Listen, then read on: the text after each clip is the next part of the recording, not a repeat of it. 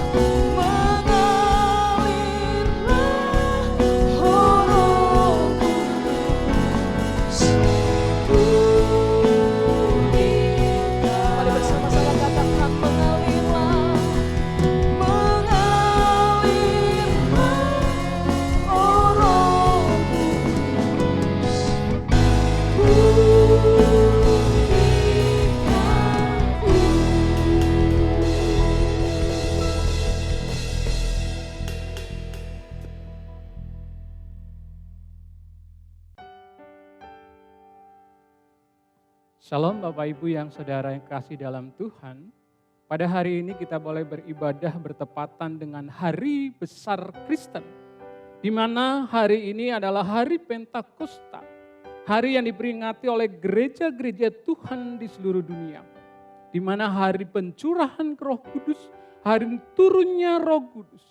Terhitung dari Tuhan Yesus pada waktu dia bangkit dan menampakkan diri pada murid-muridnya 40 hari. Dan kenaikan Tuhan Yesus yang ke surga, naik ke surga. 10 hari setelah Yesus, hari Pentakosta adalah menjadi hari yang sangat penting bagi umat Kristiani. Hari yang menjadikan momentum bagi pemberitaan Injil. Dalam perjanjian lama, Pentakosta memperingati hari syukurnya panen. Dan Pentakosta mensyukuri karena loh batu, perintah Tuhan hadir atau hari 7 minggu. Pentakosta merupakan hari yang memberikan makna yang baru bagi gereja Tuhan. Kenapa? Karena berita Injil bisa sampai kepada kita dan berita Injil bisa kita dengar. Kalau seandainya tidak ada Pentakosta, seandainya tidak ada pencurahan Roh Kudus, nothing. Mungkin kita tidak akan pernah dengar yang namanya berita Injil keselamatan kerajaan surga. Rasul Petrus di dalam Kisah Rasul 10 ayat 28. Orang Yahudi sangat tidak mungkin, hal yang mustahil bisa bergaul dengan orang yang bukan Yahudi. Ada larangan yang sangat keras. Bahkan kalau kita menjadi orang Kristen, kalau kita tidak memiliki makna yang benar dalam pencurahan Roh Kudus, mungkin kita termasuk orang-orang yang tidak mengenal apa itu Roh Kudus. Bahkan kita tidak menikmati kebaikan Tuhan dalam pencurahan Roh Kudus. Pada saat ini kita mau belajar sama-sama sesuai tema gereja kita. Dalam 1 tahun ini, hidup yang mengandalkan Tuhan. Pagi hari ini, pada saat ini kita mau belajar akan firman Tuhan. Bagaimana kita hidup penuh dengan Roh Kudus. Hidup penuh dengan Roh Kudus adalah bagian supaya kita bisa menghidupi Roh Tuhan itu sendiri. Sehingga kita menjadi pribadi-pribadi yang kuat. Pribadi-pribadi yang sesuai dengan kehendak Allah. pribadi-pribadi yang seturut dengan Allah. Kita akan belajar sama-sama dalam firman Tuhan yang terambil dalam Efesus pasal yang ke-5, ayat yang 15 sampai yang ke-18. Saya akan bacakan firman Tuhan ini. Karena itu perhatikanlah dengan seksama bagaimana kamu hidup. Janganlah seperti orang bebal, tetapi seperti orang arif. Dan pergunakanlah waktu yang ada, karena hari-hari ini adalah jahat. Sebab itu janganlah kamu bodoh, tetapi usahakanlah supaya kamu mengerti kehendak Tuhan. Dan janganlah kamu mabuk oleh anggur, karena anggur menimbulkan hawa nafsu. Tetapi hendaklah kamu penuh dengan roh. Menjadi orang Kristen, penuh dengan roh adalah perintah. Pada waktu kita dibaptis, pada waktu kita mengambil keputusan percaya sama Tuhan, memang kita harus menuju di dalam kepenuhan Roh Kudus.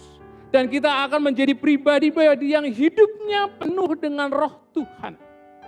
Tetapi sebelumnya kita akan belajar tentang hidup dipenuhi oleh Roh Kudus. Kita akan belajar apa itu Roh Kudus. Karena murid-muridnya pada waktu sebelum ada pencurahan Roh Kudus, dia juga bertanya-tanya, apa itu Roh Kudus? Dan mungkin dia juga tidak tahu. Kalau kita sebagai orang yang Kristen kita tahu Roh Kudus itu apa. Tetapi orang yang di luar sana. Tetapi kalau kita lihat di dalam firman Tuhan, ada fakta-fakta di dalam Kisah Rasul, baik dalam Kisah Rasul 8, jemaat yang ada di Efesus, dia boleh terima firman Tuhan, dia boleh mendengar firman Tuhan, tetapi dia belum menerima Roh Kudus. Bahkan juga ada jemaat-jemaat yang ada di Samaria.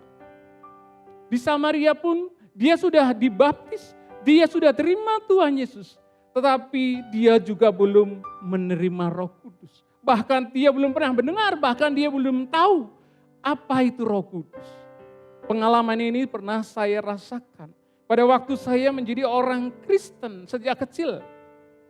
Pada waktu saya mengambil keputusan sudah besar, waktu itu saya tidak tahu apa itu Roh Kudus. Waktu bertobat, saya tanya sama teman-teman, Roh Kudus itu apa? Dikirain saya menguji dia, padahal saya sungguh-sungguh tidak tahu. Padahal sejak kecil saya sudah melayani sebagai buta altar. Tetapi saya belum mengerti dan memaknai Roh Kudus. Untuk itu kita mau belajar sama-sama. Apa itu Roh Kudus? Dalam firman Tuhan, kita boleh buka di dalam Lukas 24 ayat 49. Dan aku akan mengirimkan kepadamu apa yang dijanjikan Bapakku. Tetapi kamu harus tinggal di kota ini sampai kamu diperlengkapi dengan kuasa dari tempat Maha Tinggi. Saya bisa mengatakan bahwa Roh Kudus adalah janji Allah yang terbaik. Roh Kudus adalah janji Tuhan yang terindah.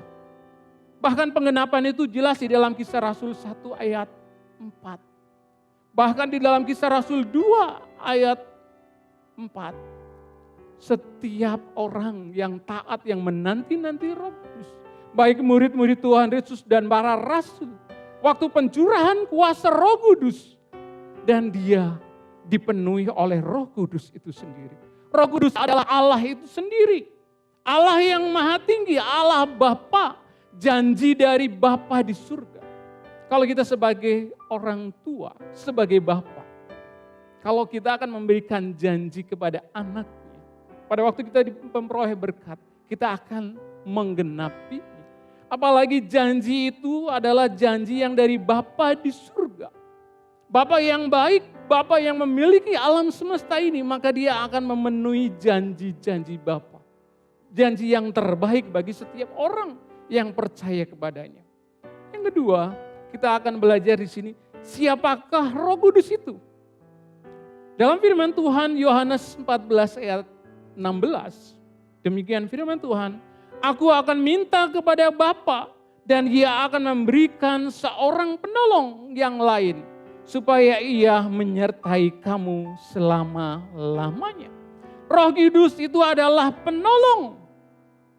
Roh Kudus yang akan menyertai kita Roh Kudus yang akan bersama-sama kita. Mungkin kita di dalam situasi kondisi sekarang ini, masalah boleh ada. Tapi kepada siapa kita lari? Kepada siapa kita minta tolong?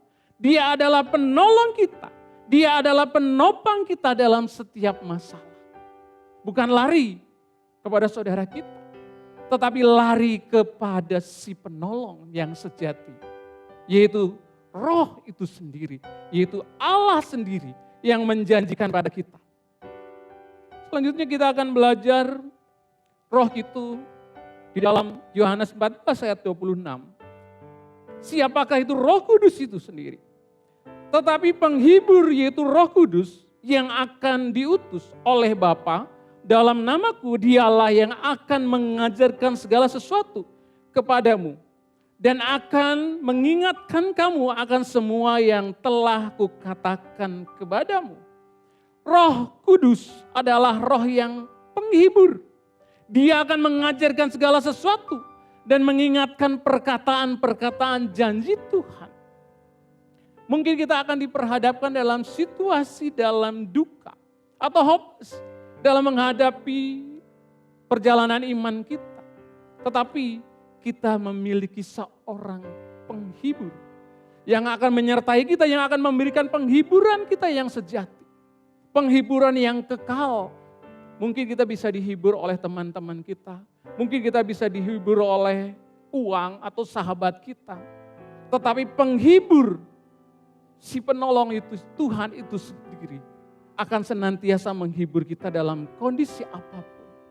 Dia setia, dia sejati. Bahkan kita akan belajar yang keempat, Roh Kudus. Siapakah Roh Kudus? Kita belajar di dalam Yohanes pasal yang ke-16 ayat yang ke-8. Dan kalau ia datang, yaitu Roh Kudus, ia akan menginsafkan dunia akan dosa-dosa, kebenaran dan penghakiman. Roh Kudus itu adalah roh yang menginsafkan dunia akan dosa. Bahkan juga akan mengingatkan kita. Mungkin kita selama ini tidak sadar bahwa kita sudah dibaptis, sudah ikut Tuhan. Kadangkala kita tidak sadar bahwa kita masih melakukan pelanggaran-pelanggaran yang tidak berkenan di hadapan Tuhan. Roh Kudus di dalam Yohanes 16 ayat 13, Roh Kudus itu adalah roh kebenaran yang akan menuntun kita ke dalam seluruh kebenaran Allah. Kita mau belajar di sini. Kenapa kita harus hidup dipenuhi oleh Roh Kudus? Bahkan dalam bacaan tadi, kita diingatkan sebagai orang Kristen, kita tidak terlepas bahwa di dalam masalah perjalanan hidup kita, pasti kita akan menghadapi masalah-masalah yang ada. Untuk itu kita mau belajar mengapa kita perlu dipenuhi Roh Kudus. Supaya kita tidak seperti orang bebal. Supaya hidup kita tidak sia-sia. Bahkan kita tidak bodoh menyalahgunakan waktu yang Tuhan berikan dalam hidup kita.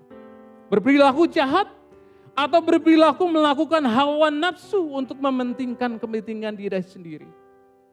Makanya kita perlu hidup di dalam roh. Kenapa? Kita harus hidup tetap di dalam Roh Kudus. Supaya hidup kita seturut dengan kehendak Tuhan. Supaya hidup kita dikontrol. Supaya hidup kita di dalam kebenaran firman Tuhan. Sesuai dengan relnya Tuhan dan maunya Tuhan. Kenapa kita harus hidup di dalam kepenuhan Roh Kudus? Supaya hidup kita dipenuhi oleh kuasa Tuhan, janji Tuhan, kita akan dipenuhi. Memang Roh Kudus itu sudah ada di dalam kita. Tapi orang Kristen harus dipenuhi, harus penuh kuasa Roh Kudus. Kenapa? Kalau kita tidak penuh di dalam roh, kita akan bisa undur dari Tuhan. Seperti Saul, dia rohnya undur. Tidak sedikit anak-anak Tuhan yang sudah terlibat di dalam pelayanan. Bahkan kehidupannya sudah melakukan bersama-sama Tuhan. Bahkan ada yang murtad, bahkan ada yang meninggalkan Tuhan. Rasul Paulus mengingatkan pada kita, jangan padamkan roh. Hendaklah kamu jangankan roh. rajin. Biarlah rohmu menyala-nyala dan layani Tuhan. Supaya kita menjadi pribadi yang kuat. Bukan pribadi yang putus asa. Pribadi yang cengeng, yang khawatir. Yang tidak percaya akan janji Tuhan. Makanya kita sangat perlu sekali dipenuhi oleh Roh Kudus. Kita mau belajar mengapa kita perlu dipenuhi atau perlu terima kuasa Roh Kudus. Firman Tuhan dalam Kisah Rasul 1 ayat 8. Itu adalah suatu janji Tuhan di dalam setiap orang percaya dan para rasul menerimanya. Kalau Roh Kudus turun atas kamu, engkau akan diberinya kuasa. Dan engkau akan menjadi saksi di Yerusalem, Yudea, Samaria, dan sampai ke ujung bumi. Tetapi kita juga diperintahkan Tuhan. Supaya engkau hendaklah kamu penuh dengan roh. Kenapa kita harus penuh dengan roh? Supaya kita hidupnya seturut dengan kehendak Tuhan. Supaya kita tidak melenceng atau kita menyimpang apa yang Tuhan rencanakan di dalam hidup kita. Semua orang yang dipimpin oleh Roh Allah adalah anak-anak Allah. Dan roh yang ada di dalam kita, yaitu Roh Kudus. Dia yang akan bersaksi bersama-sama kita. Siapa itu Yesus? Pada waktu rasul-rasul dipenuhi dengan Roh Kudus. Salah satu cirinya, dia berani menyatakan kebenaran. Dia berani memberitakan firman. Bahkan kalau kita perhatikan ada Rasul Petrus pribadinya yang gampang hidupnya dalam waktu Tuhan Yesus ditangkap. Dia menyangkal Tuhan Yesus 3 kali. Pribadinya memang labil. Tapi pada waktu dia dikuasai Roh Kudus, pada waktu dipenuhi Roh Kudus, dia terima pencurahan Roh Kudus, dia menjadi pribadi yang luar biasa. Ada Stefanus, dia berani memberitakan firman Tuhan. Bahkan dia setia sampai mati. Bahkan Rasul Paulus yang tadinya menganiaya jemaat Tuhan, Tuhan ubahkan pada waktu dia dipenuhi oleh Roh Tuhan. Dan dia terima Roh Tuhan. Terima Yesus, dibaptis. Berbeda dengan orang yang dipenuhi Roh Kudus. Mungkin kita termasuk orang yang sudah terima Tuhan Yesus. Bahkan kita termasuk orang-orang yang sudah bergereja dan rajin beribadah. Tetapi hidupnya biasa-biasa saja. Terima Tuhan Yesus berbeda dengan orang yang dipenuhi dengan Roh Kudus. Orang yang sudah dibaptis, orang yang sudah terima Tuhan Yesus, belum tentu dia dipenuhi Roh Kudus. Apa itu dipenuhi Roh Kudus? Seorang yang dipenuhi Roh Kudus hidupnya akan dikuasai, dikontrol, dikehendaki, dipimpin oleh kuasa Roh Kudus. Bahkan apa yang dilakukannya dalam semua tindakan perbuatannya dikendalikan maunya Tuhan. Seperti para rasul. Dan orang-orang yang senantiasa dipenuhi Roh Kudus, dia melakukan bukan dirinya, tetapi Roh Tuhan yang menuntun hidupnya. Bahkan Rasul Paulus mengatakan bukan aku lagi, tetapi Kristus yang hidup di dalam aku. Sehingga dia bisa memberikan suatu kesaksian, bisa melakukan segala sesuatu karena Kristus yang ada di dalamnya. Hidup dipenuhi Roh Kudus. Hidup dikuasai Roh Kudus. Orang yang hidupnya dipenuhi Roh Kudus, semua aspek hidupnya dikendalikan oleh Roh Kudus. Baik pikirannya, hatinya, perilakunya, perasaannya dikendalikan oleh Tuhan. Kalau orang yang dipenuhi Roh Kudus, hidupnya akan dikontrol. Hidupnya akan dikuasai oleh Roh Tuhan. Bukan yang bertahta adalah dirinya, tetapi Kristus, Roh Tuhan yang bertahta di dalam hidupnya. Bagaimana supaya hidup kita tetap dipenuhi oleh Roh Tuhan? Bahkan kita dipenuhi oleh Roh Kudus. memang kita harus dikendalikan, dikuasai, dipimpin oleh Roh Kudus.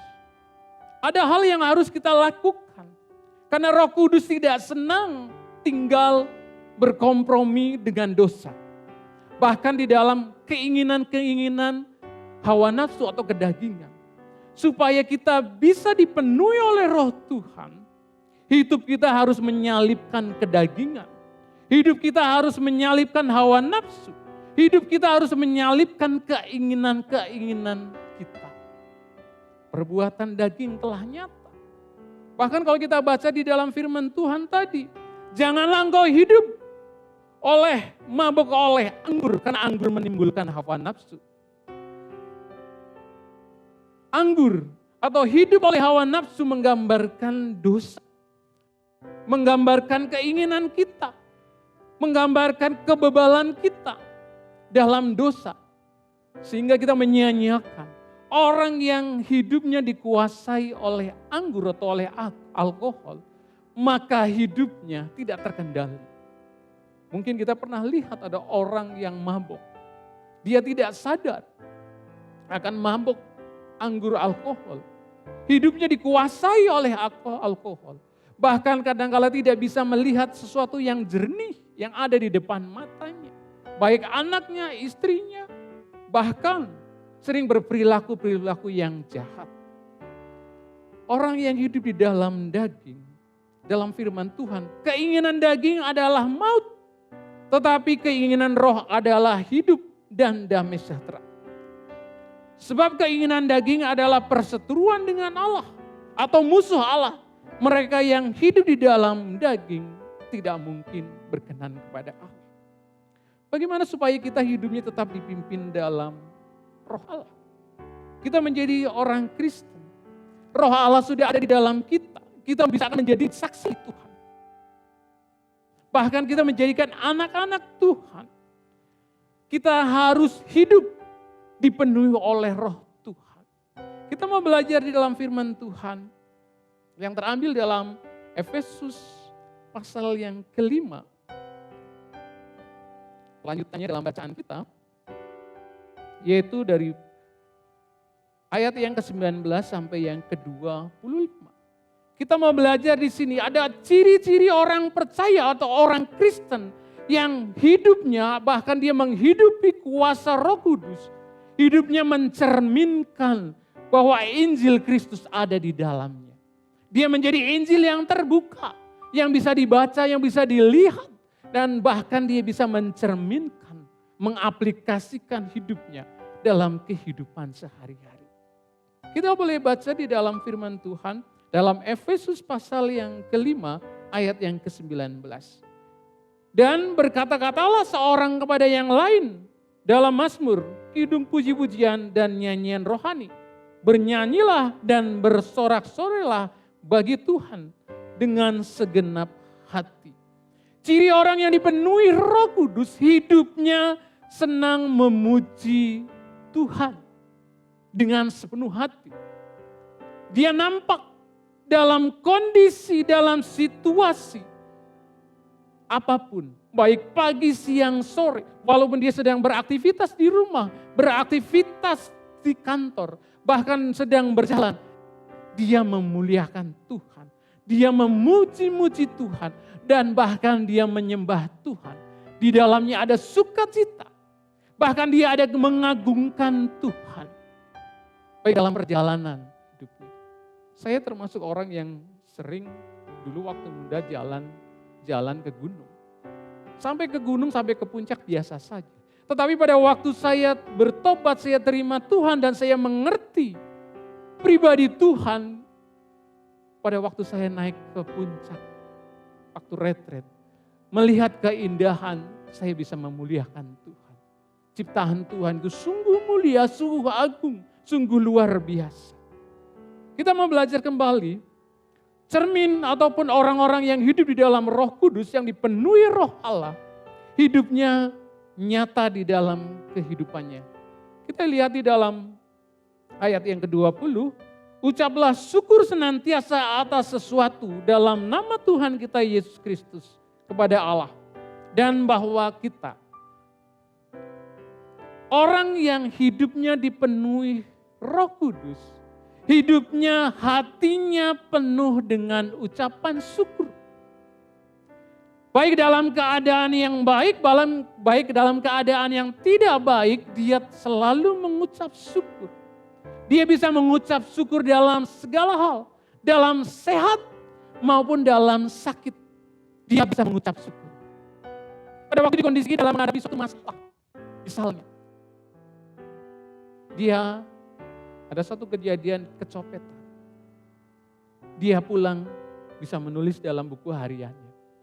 Saya bersyukur hari ini bisa dicopet. Kebetulan yang dicopet tidak semuanya. Dan saya bersyukur bukan saya yang mencopet. Atau mungkin kita diperhadapkan dalam situasi. Mungkin kita difitnah, mungkin kita dicaci maki. Bahkan kita mengalami dalam situasi kondisi. Dirampok atau dalam satu musibah. Kita masih bisa bersyukur. Atau dalam kondisi sekarang ini. Ada orang-orang kalau kita baca di dalam media.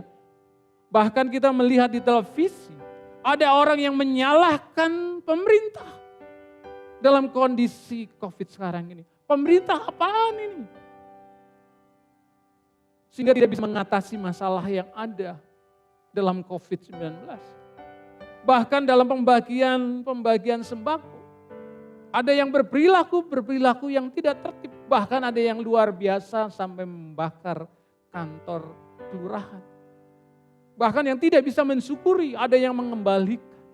Harusnya dalam kondisi situasi kayak gini, dia bisa bersikap mensyukuri kasih karunia Tuhan. Kita masih bisa sehat, masih kita bisa jalan ke sana kemari. Kalau orang yang hidupnya dipenuhi dengan penuh ucapan syukur, dia akan bersyukur dalam kondisi apapun. Selanjutnya, kita lihat di dalam ayat 21. Orang yang hidupnya dipenuhi Roh Kudus, hidupnya dalam kerendahan hati. Dan rendahkanlah dirimu seorang kepada yang lain di dalam takut akan Tuhan. Dia tidak merasa dirinya hebat. Tidak merasa dirinya paling mampu dan bisa. Oh, saya punya kedudukan. Saya orang kaya. Tetapi dia bisa merendahkan diri.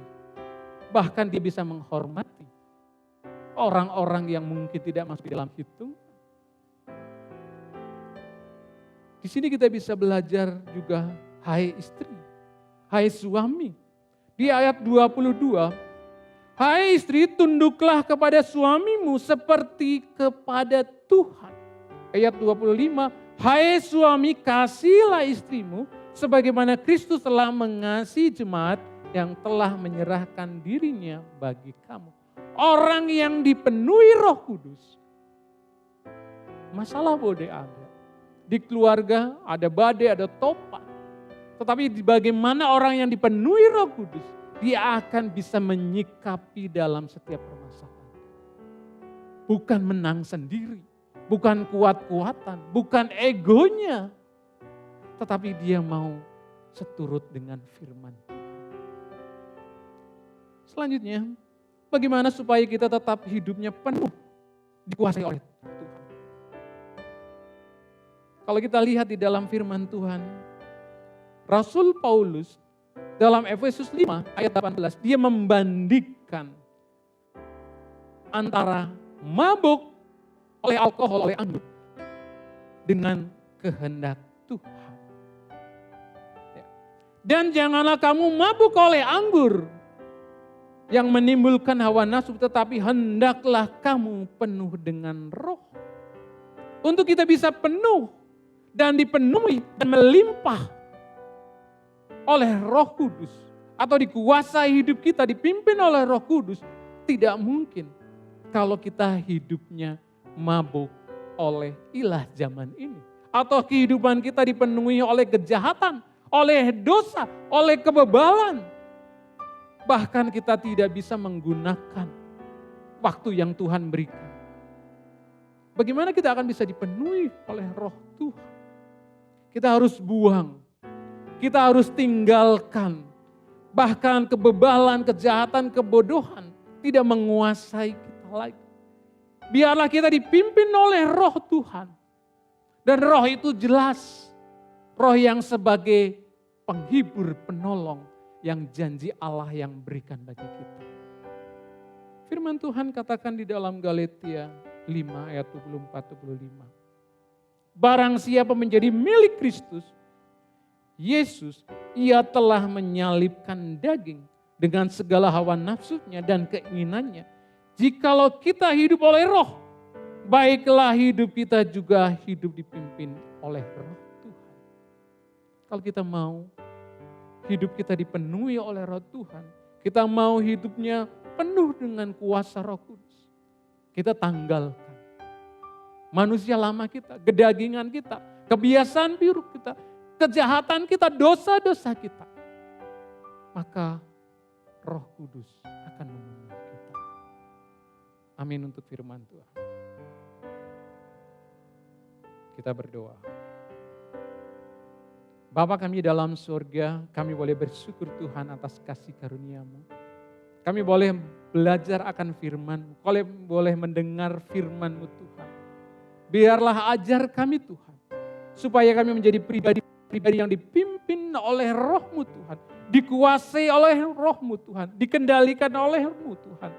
Baik pikiran kami Tuhan, baik hati kami, perasaan kami Tuhan, dan sikap hidup kami Tuhan. Supaya kami boleh menjadi alat-Mu Tuhan, menjadi terang-Mu Tuhan, dimanapun kami berada Tuhan. Setiap orang boleh melihat bahwa Yesus adalah Tuhan dalam hidup kami. Terima kasih Bapa, terima kasih. Penuhi kami Tuhan dengan kuasa firman-Mu Tuhan.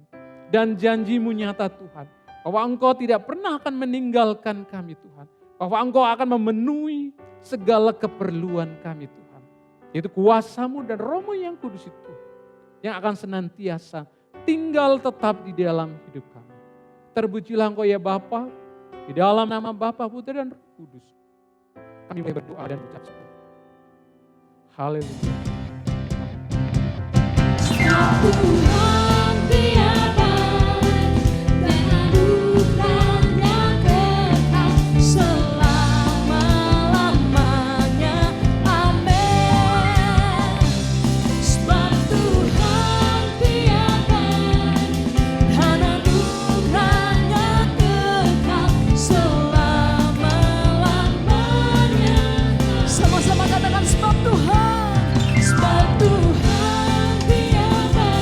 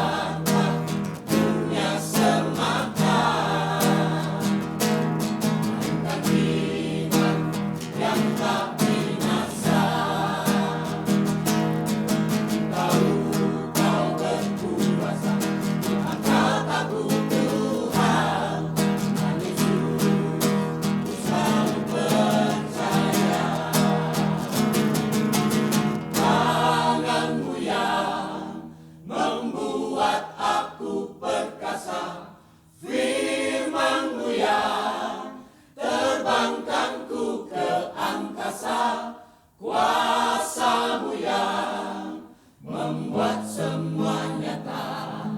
Tuhan Yesus, ku selalu percaya. Tangan-Mu yang membuat aku perkasa. Firman-Mu yang terbang tentu ke angkasa. Kuasa-Mu yang membuat semua nyata. Tuhan Yesus, ku selalu percaya.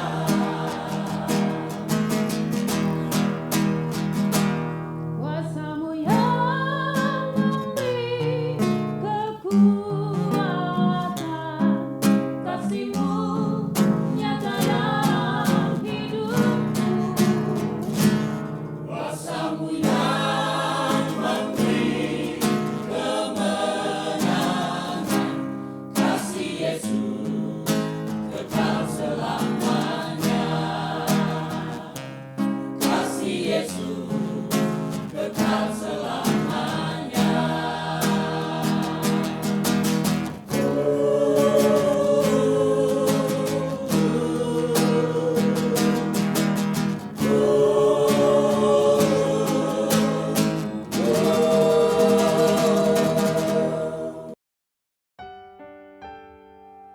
Jemaatku yang kasih dalam Tuhan, anak-anak Tuhan, saleh-saleh Tuhan, yang kita telah dipenuhi dengan kuasa dan roh yang datangnya dari Bapa, yang diberikan janjinya pada kita semua orang yang setia percaya. Untuk itu kita akan terima berkat yang terbaik dari surga. Jemaatku yang kekasih, arahkan hidup kita dalam kebenaran firman Tuhan. Tuhan memberkati engkau dan melindungi engkau. Dan Tuhan menghadapkan wajahnya kepada engkau dan memberi engkau kasih karunia. Tuhan menghadapkan wajahnya kepadamu dan memberi engkau damai sejahtera. Kasih karunia dari Allah Bapa di surga, damai sejahtera dan anugerah dari Tuhan kita Yesus Kristus dalam persekutuan Roh Kudus yang menyertai saudara sekalian hingga Maranatha, Tuhan Yesus datang kembali. Amin.